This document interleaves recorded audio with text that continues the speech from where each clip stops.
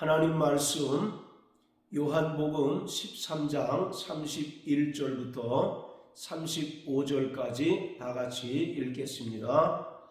저가 나간 후에 예수께서 가라사대 지금 인자가 영광을 얻었고 하나님도 인자를 인하여 영광을 얻으셨도다. 만일 하나님이 저로 인하여 영광을 얻으셨으면 하나님도 자기로 인하여 저에게 영광을 주시리니 곧 주시리라.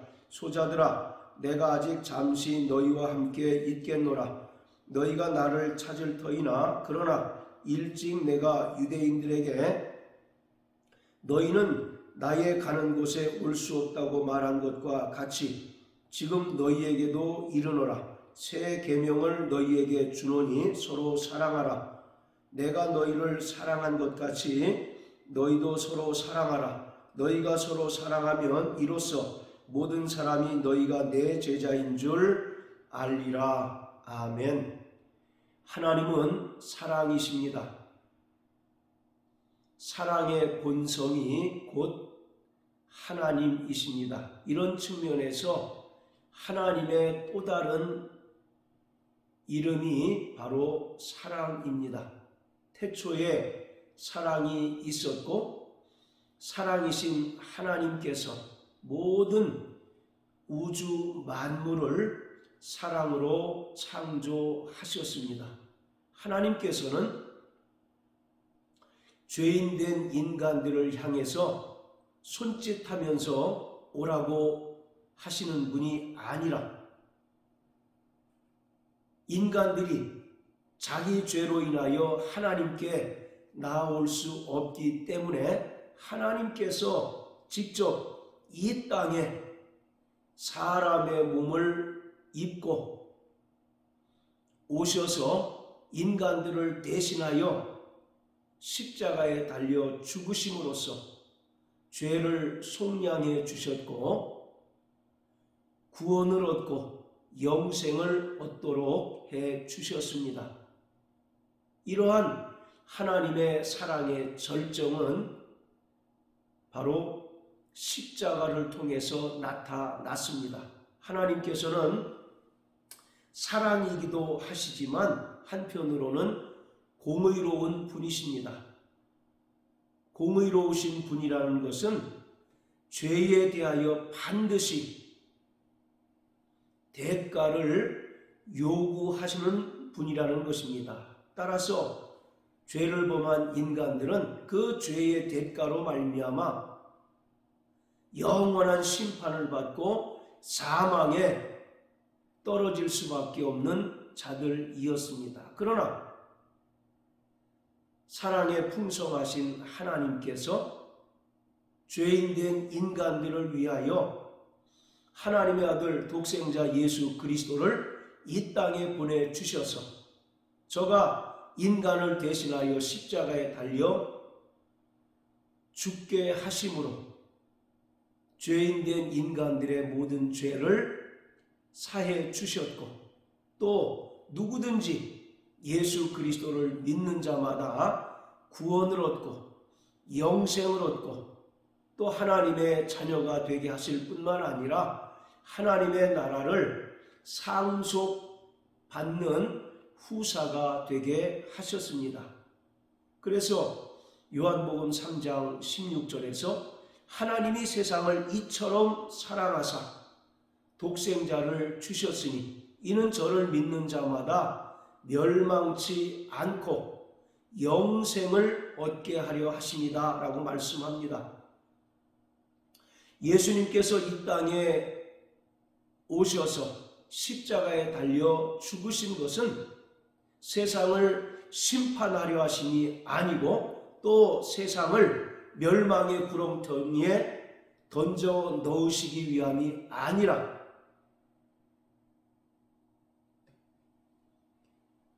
그 은혜를 믿음으로 말미암아 구원 얻고 또 영생을 얻도록 하시기 위함입니다. 로마서 5장에서 사도 바울은 이러한 하나님의 사랑을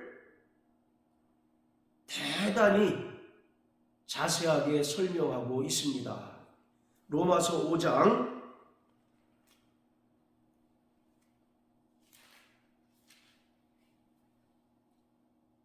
6절부터 8절까지입니다. 우리가 아직 연약할 때에 기약대로 그리스도께서 경건치 않은 자를 위하여 죽으셨도다.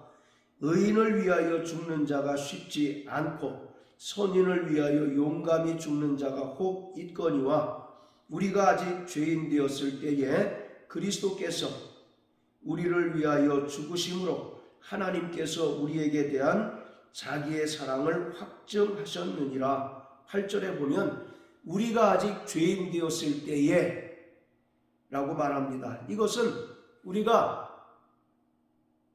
하나님의 사랑을 요구하거나 받을 만한 아무런 자격이나 공로가 없다는 것을 말하고 있습니다. 그럼에도 불구하고 하나님께서는 예수 그리스도를 때가 찬 경륜을 따라 그리고 구약의 선지자들의 예언을 따라 이 땅에 보내주셨고 가장 사랑하시고 가장 기뻐하시는 독생자 예수 그리스도를 십자가에 못 박아 죽게 하심으로써 인간들을 향하신 하나님의 사랑을 입증해 주셨고 나타내 주셨다는 것입니다. 그래서 요한복음 15장 13절에서 예수님께서는 사람이 친구를 위하여 자기 목숨을 버리면 이에서 더 큰 사랑이 없나니 라고 말씀합니다. 즉 하나님께서 독생자 예수 그리스도를 보내셔서 죄인들을 대신하여 십자가에 달려 죽게 한 사랑이 가장 큰 사랑이다 라고 말씀하고 있습니다. 우리는 그 사랑으로 말미암아 구원받은 자이고 또 죄사함을 얻고 영생을 누린 자입니다. 오늘 성경 본문은 예수님께서 가룟 유다가 예수님을 팔기 위해 떠난 후에 11명의 제자들에게 다시 한번 자신이 십자가에 달려 죽으심으로 말미암아 하나님께 영광을 돌릴 것을 말씀하고 있습니다. 그리고 33절에서는 예수님께서 십자가에 달려 죽으실 뿐만 아니라 부활 승천하셔서 아버지께로 가실 것에 대해서 말씀하고 있습니다. 본문부터 요한복음 17장까지를 일명 예수님의 고별 설교라고 말합니다.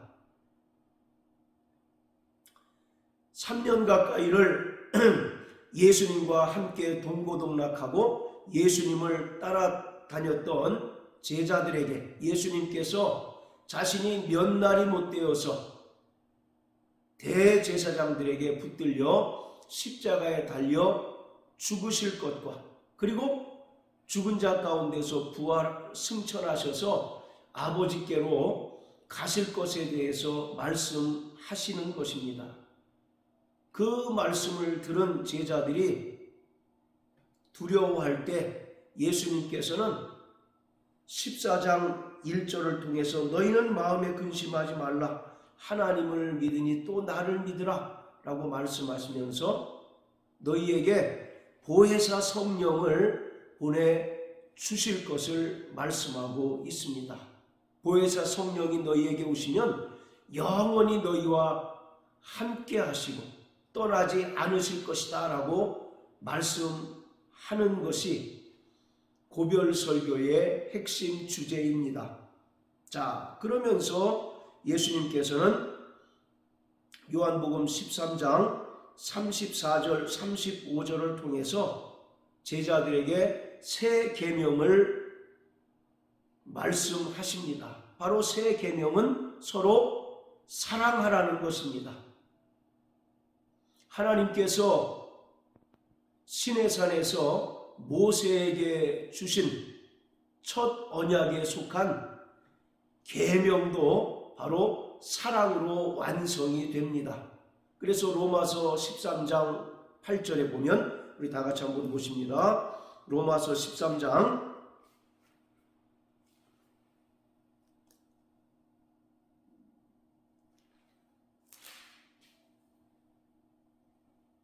자, 8절부터 10절까지입니다.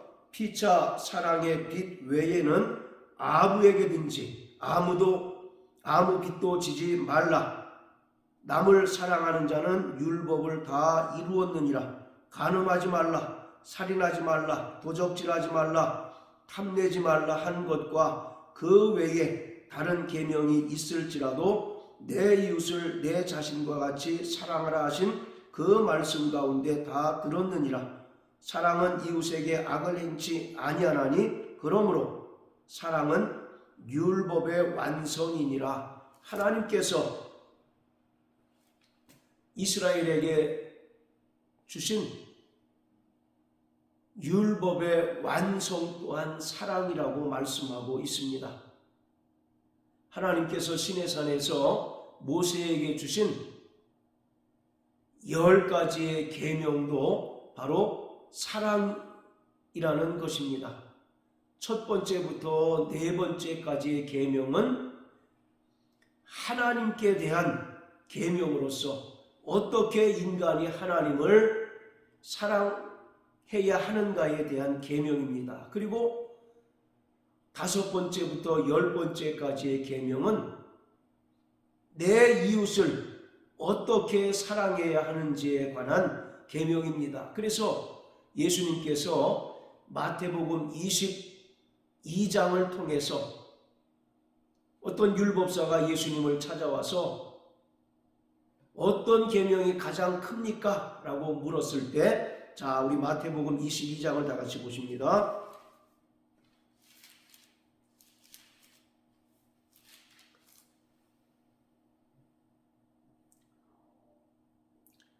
36절부터 40절까지입니다. 선생님이여, 율법 중에 어느 계명이 크니이까? 예수께서 가라사대 내 마음을 다하고 목숨을 다하고 뜻을 다하여 주 너희 하나님을 사랑하라 하셨으니 이것이 크고 첫째 되는 계명이요 둘째는 그와 같으니 내 이웃을 내 몸과 같이 사랑하라 하셨으니 이 두 계명은 온 율법과 선지자의 강령이니라. 즉 하나님께서 이스라엘에게 주신 첫 언약, 또 결국 사랑이라는 것입니다.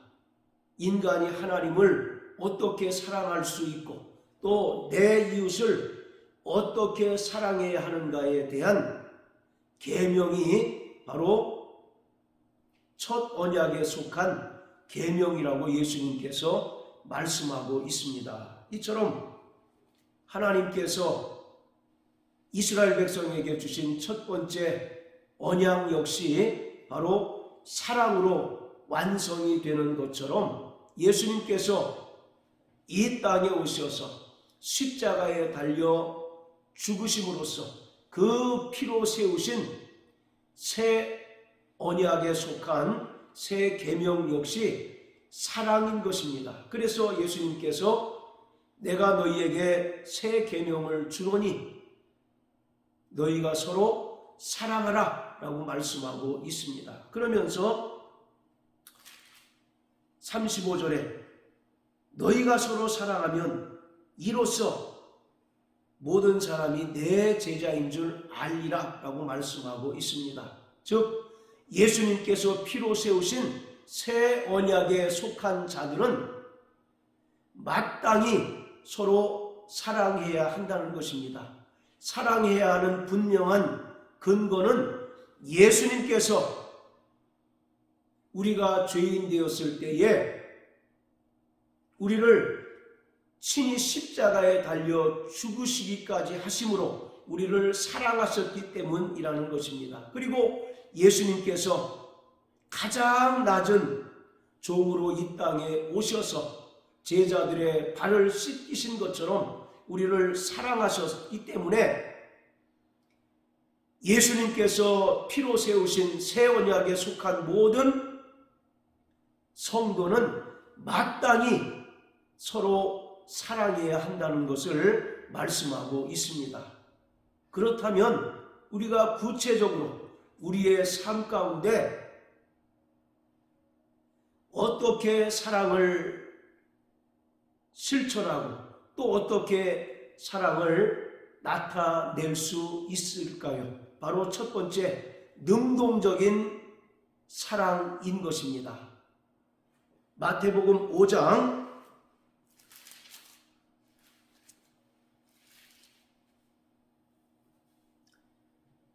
43절부터 48절까지입니다.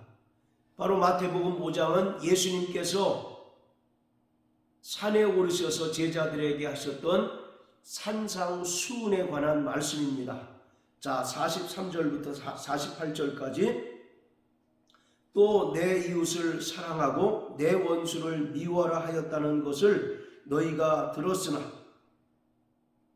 나는 너희에게 이르노니 너희 원수를 사랑하며 너희를 핍박하는 자를 위하여 기도하라. 이같이 한즉 하늘에 계신 너희 아버지의 아들이 되리니 이는 하나님이 그 해를 악인과 선인에게 비추게 하시며 비를 의로운 자와 불의한 자에게 내리우심이니라. 너희가 너희를 사랑하는 자를 사랑하면 무슨 상이 있으리요?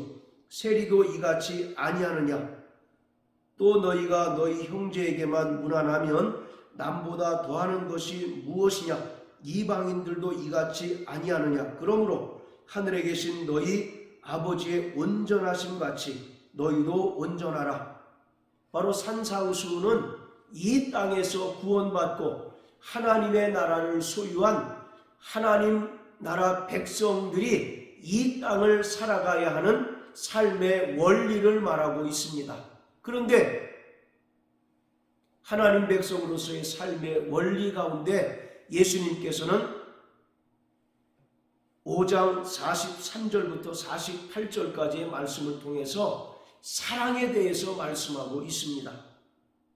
즉 하나님의 온전하심과 같이 너희도 온전해서 원수마저도 사랑하라는 것입니다. 너희에게 선을 베풀고 너희를 사랑하는 자들을 사랑하는 것은 세상에 있는 불신자들도 한다는 것입니다. 그렇기 때문에 예수님께서 우리가 아직 죄인 되었을 때에 사랑받을 만한 아무런 자격이나 공로가 없는 자들이었지만 우리를 위하여 친히 십자가에 달려 죽으심으로 말미암아 우리를 구원하셨듯이